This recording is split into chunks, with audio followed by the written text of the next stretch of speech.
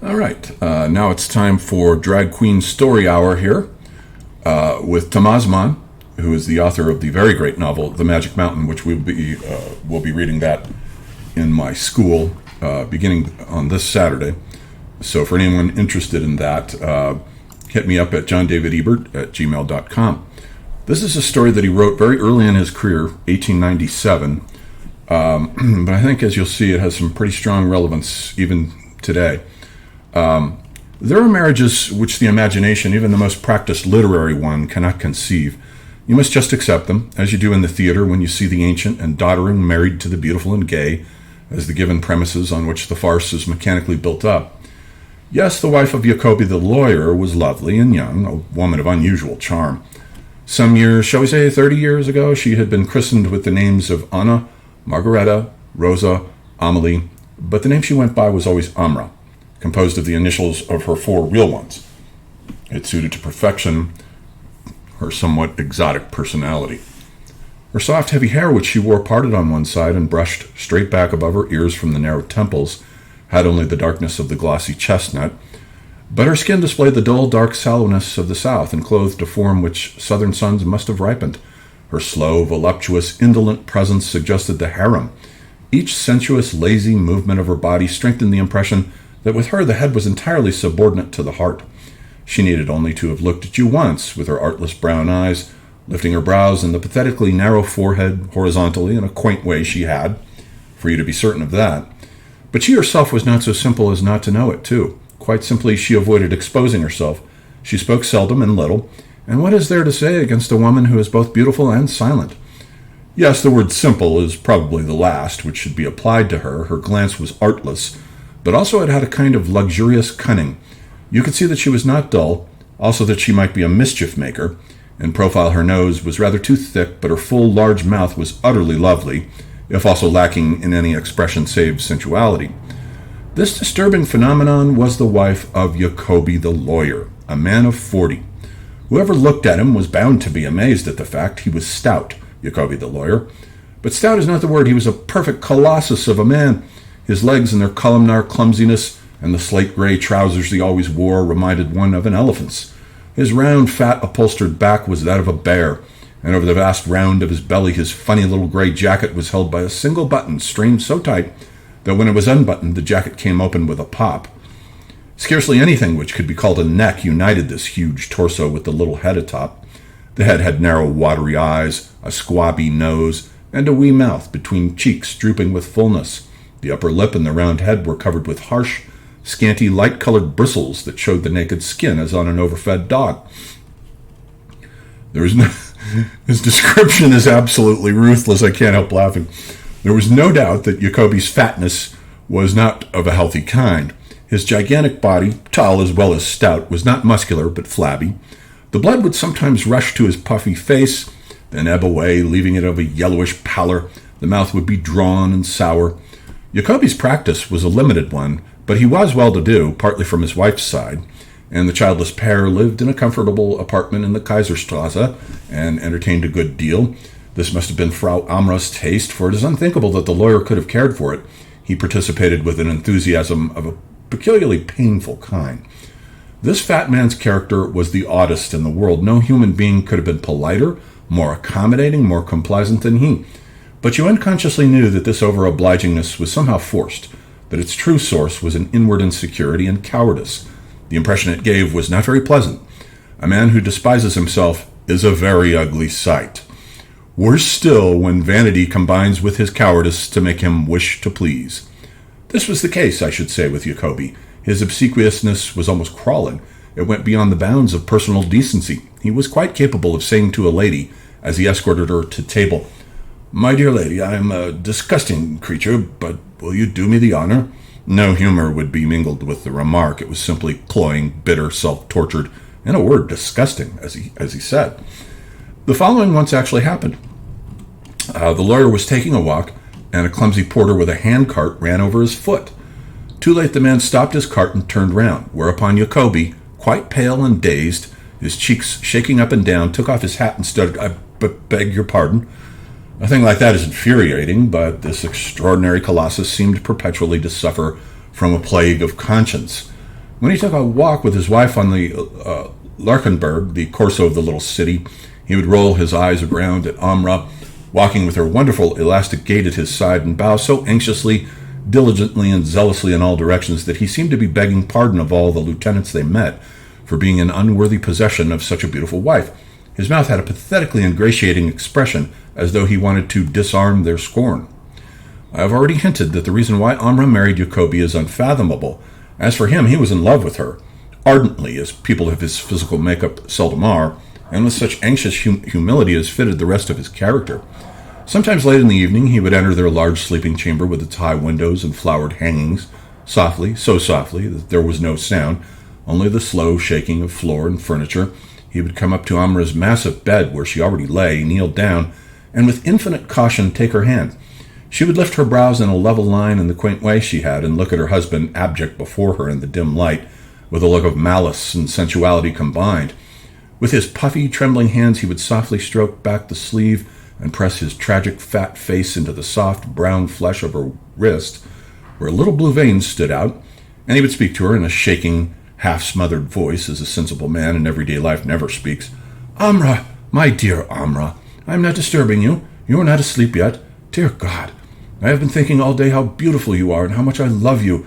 I beg you to listen, for it is so very hard to express what I feel. I love you so much that sometimes my heart contracts, and I do not know where to turn. I love you beyond my strength. You do not understand that, I know, but you believe it, and you must say, just one single time, that you are a little grateful to me. For you see, such a love as mine to you is precious. It has its value in this life of ours, and that you will never betray or deceive me, even if you cannot love me, just out of gratitude for this love. I have come to you to beg you as seriously, as fervently as I can." Here the lawyer's speech would be dissolved in sobs, in low, bitter weeping as he knelt.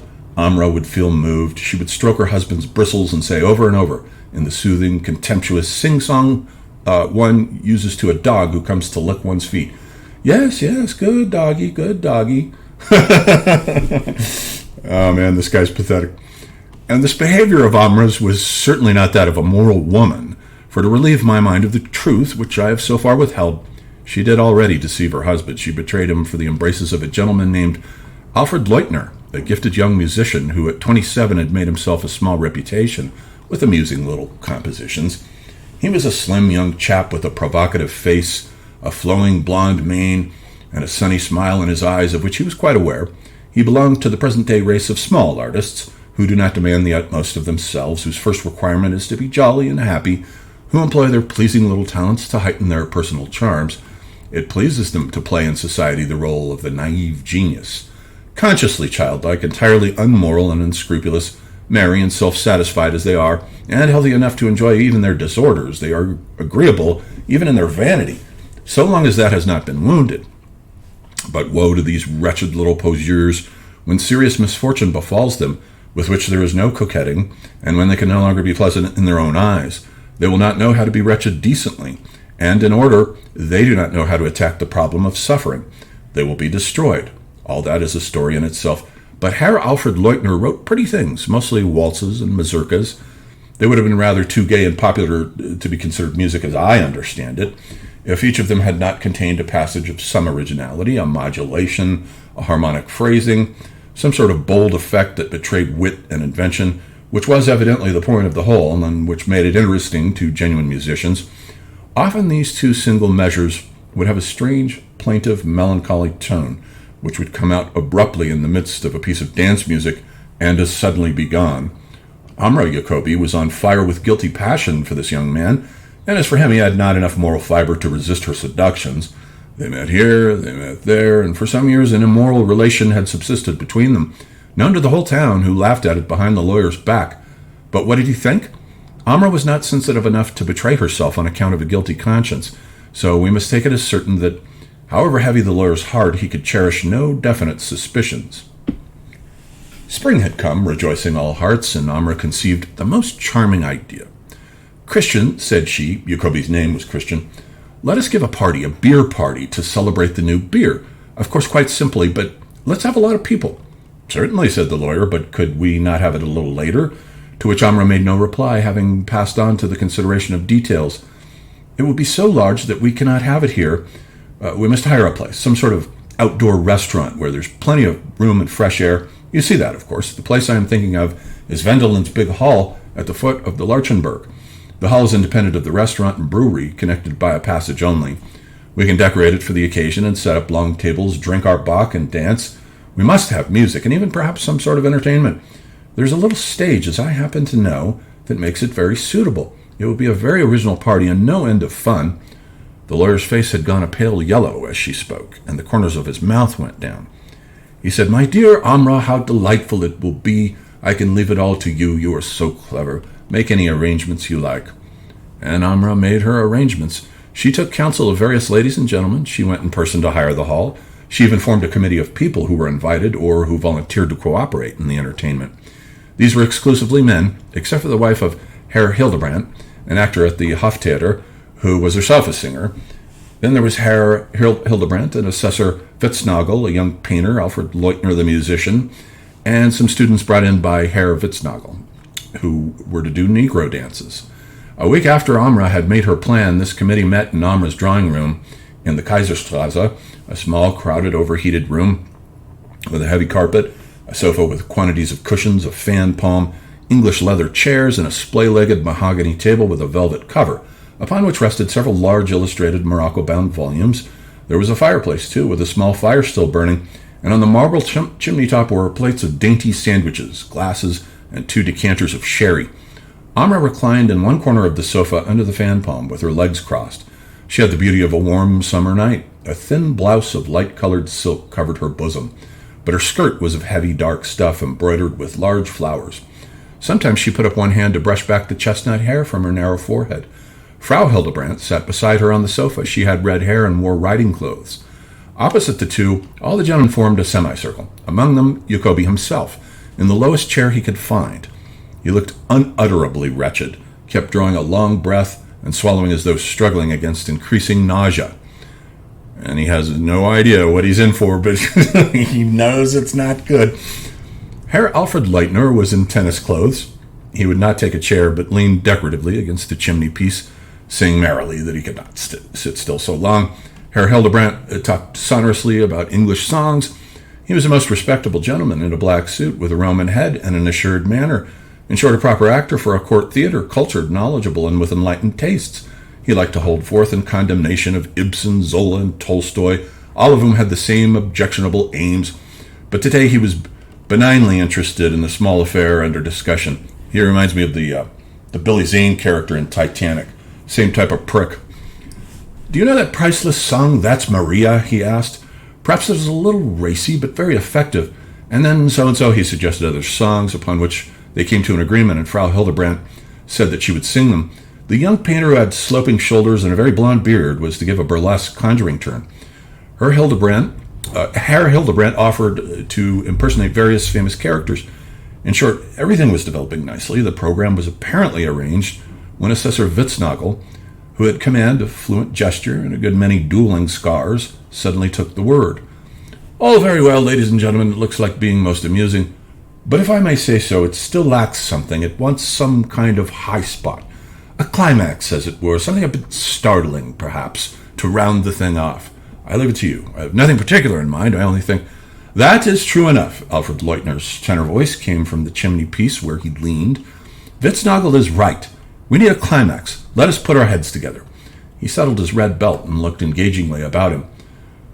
"Well, if we do not consider the famous characters as the high spot," said Herr Hildebrandt. Everybody agreed with the assessor. Something piquant was wanted for the principal number. Even Jacoby nodded and murmured, yes, something jolly and striking." They all reflected. At the end of a minute's pause, which was broken only by stifled exclamations, an extraordinary thing happened. Amra was sitting reclined among the cushions, gnawing as busily as a mouse at the pointed nail of her little finger. She had a very odd look on her face, a vacant, almost an irresponsible smile, which betrayed a sensuality both tormented and cruel. Her eyes, very bright and wide, turned slowly to the chimney-piece, where for a second they met the musicians. Then suddenly she jerked her whole body to one side as she sat, in the direction of her husband. With both hands in her lap, she stared into his face with an avid and clinging gaze, her own growing visibly paler, and said in her rich, slow voice, Christian, suppose you come on at the end as a chanteuse in a red satin baby frock and do a dance." The effect of these words was tremendous. The young painter essayed to laugh good-humoredly. Herr Hildebrandt, stony-faced, brushed a crumb from his sleeve. His wife colored up, a rare thing for her. The students coughed and used their handkerchiefs loudly, and Herr Assessor simply left the field and got himself a sandwich. The lawyer sat huddled on his little chair, yellow in the face, with a terrified smile. He looked all round the circle and stammered, "But, my God, I'm not up to... Not that, I beg pardon, but..." Alfred Leutner had lost his insouciant expression. He even seemed to have reddened a little, and he thrust out his neck to peer searchingly into Amra's face. He looked puzzled and upset, but she, Amra, holding the same persuasive pose, went on with the same impressiveness. "And you must sing too, Christian, a song which Herr Leutner shall compose, and he can accompany you on the piano. We cannot have a better or more effective climax." There was a pause, an oppressive pause. Then this extraordinary thing happened, that Herr Leutner, as it were seized upon and carried away by his excitement, took a step forward, and his voice fairly trembled with enthusiasm as he said, "Herr Jacoby, that is a priceless idea, and I am more than ready to compose something. You must have a dance and song. Anything else is unthinkable as a wind-up to our affair. You will see, it will be the best thing I have ever written or ever shall write. In a red satin baby frock. Oh, your wife is an artist. Only an artist could have hit upon the idea. Do say yes, I beg of you. I will do my part. You will see, it will be an achievement." Here the circle broke up, and the meeting became lively. Out of politeness or out of malice, the company began to storm the lawyer with entreaties. Frau Hildebrandt went so far as to say quite loudly in her Brunhilde voice, "Herr Jacoby, after all, you are such a jolly and entertaining man." But the lawyer pulled himself together and spoke, a little yellow, but with a strong effort at resolution. "But listen to me, ladies and gentlemen. What can I say to you? It isn't my line. Believe me, I have no comic gift, and besides, in short, no, it is quite impossible, alas." He stuck obstinately to his refusal, and Amra no longer insisted, but sat still with her absent look. Herr Leutner was silent too, staring in deep abstraction at a pattern in the rug. Herr Hildebrandt changed the subject, and presently the committee meeting broke up without coming to a final decision about the climax. On the evening of the same day, Amra had gone to bed and was lying there with her eyes wide open. Her husband came lumbering into the bedroom, drew a chair up beside the bed, dropped into it, and said in a low, hesitating voice, "Listen, Amra, to be quite frank, I'm feeling very disturbed. I refused them today. I did not mean to be offensive. Goodness knows I did not mean that. Or do you seriously feel that... I beg you to tell me." Amra was silent for a moment while her brows rose slowly. Then she shrugged her shoulders and said, "I do not know, my dear friend, how to answer you. You behaved in a way I should not have expected from you. You were unfriendly. You refused to support our enterprise in a way which they flatteringly considered to be indispensable to it. To put it mildly, you disappointed everybody and upset the whole company with your rude lack of compliance, whereas it was your duty as host." The lawyer hung his head and sighed heavily. He said, "Believe me, Amra, I had no intention to be disobliging. I do not like to offend anybody. If I have behaved badly, I'm ready to make amends. It is only a joke, after all, an innocent little dressing up. Why not? I will not upset the whole affair. I'm ready to..." The following afternoon, Amra went out again to make preparations. She drove to number 78 Holtstrasse and went up to the second story, where she had an appointment. And when she lay relaxed by the expression of her love, she pressed her lover's head passionately to her breast and whispered, "Write it for 4 hands. We will accompany him together while he sings and dances. I will see to the costume myself." And an extraordinary shiver, a suppressed and spasmodic burst of laughter, went through the limbs of both. For anyone who wants to give a large party out of doors, Herr Wendelin's place on the slope of the Larchenberg is to be recommended. You enter it from the pretty suburban street through a tall trellised gateway and pass into the park-like garden, in the center of which stands a large hall connected only by a narrow passage with restaurant, kitchen, and brewery. It is a large, brightly painted wooden hall in an amusing mixture of Chinese and Renaissance styles. It has folding doors which stand open in good weather to admit the woodland air, and it will hold a great many people. On this evening, as the carriages rolled up, they were greeted from afar by the gleam of colored lights. The whole gateway, the trees, and the hall itself were set thick with lanterns, while the interior made an entrancing sight. Heavy garlands were draped across the ceiling and studded with paper lanterns. Hosts of electric lights hung among the decorations of the walls, which consisted of pine boughs, flags, and artificial flowers. The whole hall was brilliantly lighted. The stage had foliage plants grouped on either side, and a red curtain with a painted design of a presiding genius hovering in the air. A long row of decorated tables ran almost the whole length of the hall, and at these tables the guests of attorney Jacoby were doing themselves well on cold roast veal and Bock beer. They were certainly more than 150 people. Officers, lawyers, businessmen, artists, upper officials with their wives and daughters. They were quite simply dressed in black coats and light spring toilettes, for this was a jolly, informal occasion.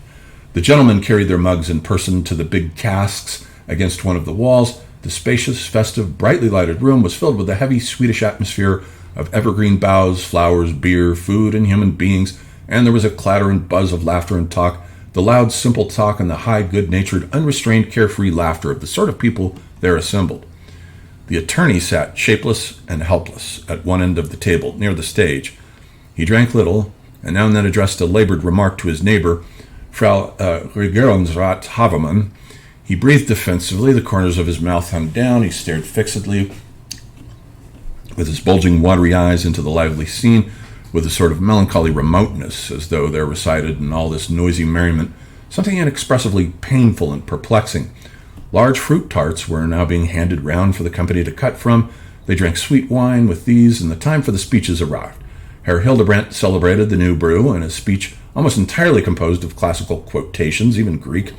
Herr Witznagel, with florid gestures and ingenious turns of phrase, toasted the ladies, taking a handful of flowers from the nearest vase and comparing each flower to some feminine charm. Amra Jacoby, who sat opposite him in a pale yellow silk frock, he called a lovelier sister of the Marshal Niel. Then she nodded meaningfully to her husband, brushing back her hair from her forehead, whereupon the fat man arose and almost ruined the whole atmosphere by stammering a few words with painful effort, smiling a repulsive smile. Some half-hearted bravos rewarded him. Then there was an oppressive pause, after which jollity resumed its sway.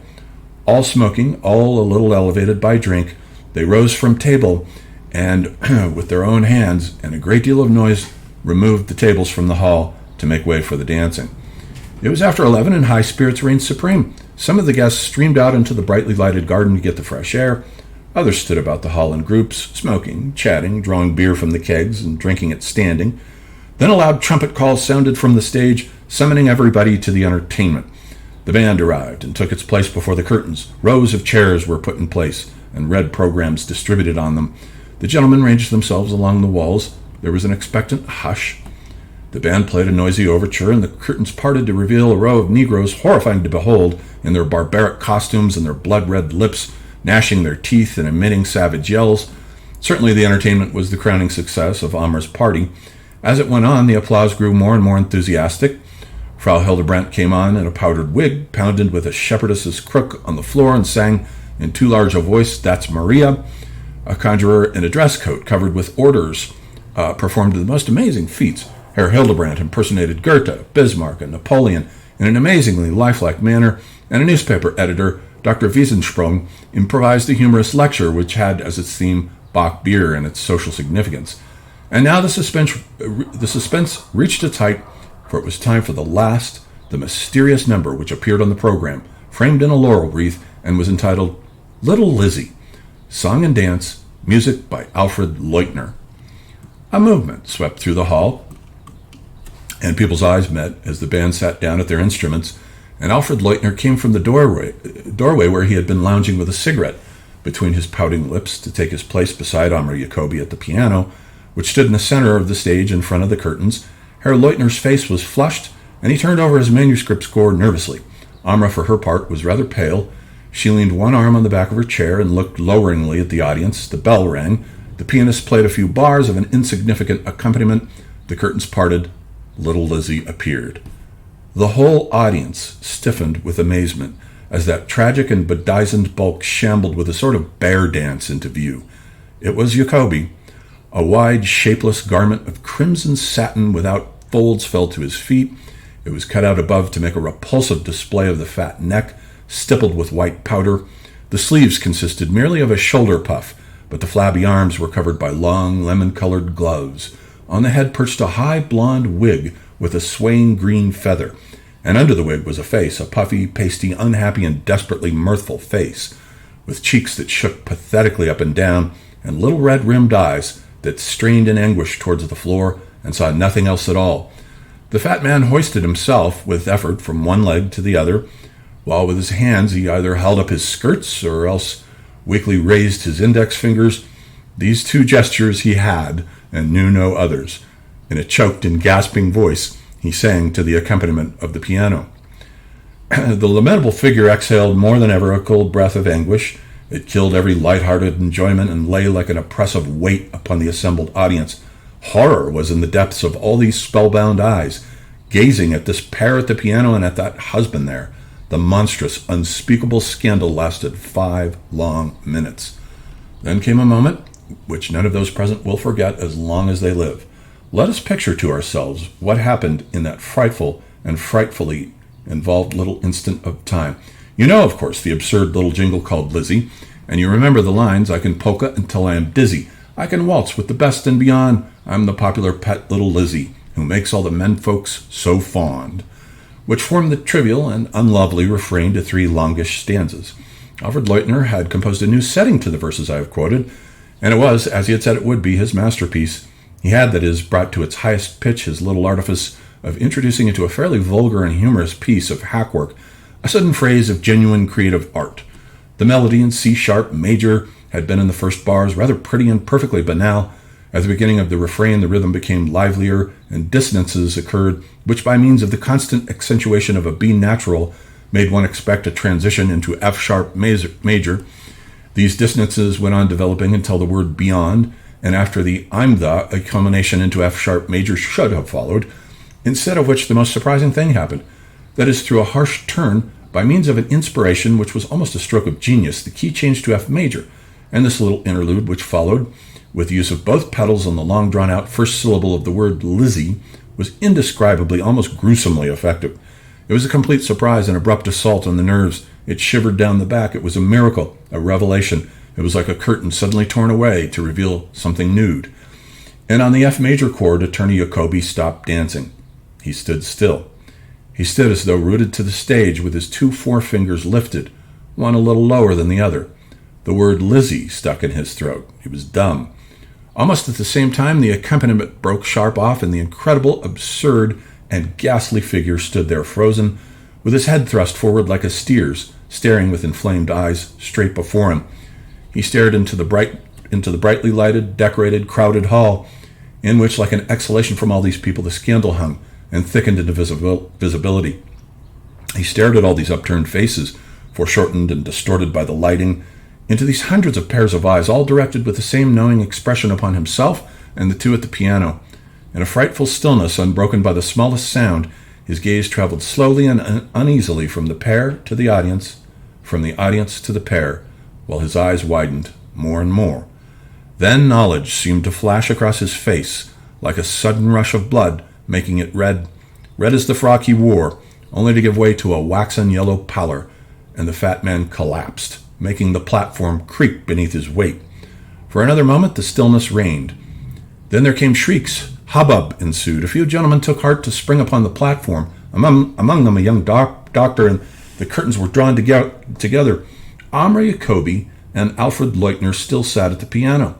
They had turned a little away from each other, and he, with his head bent, seemed to be listening to the echo of his F major chord, while she, with her bird-like brain, had not yet grasped the situation, but gazed round her with vacant face.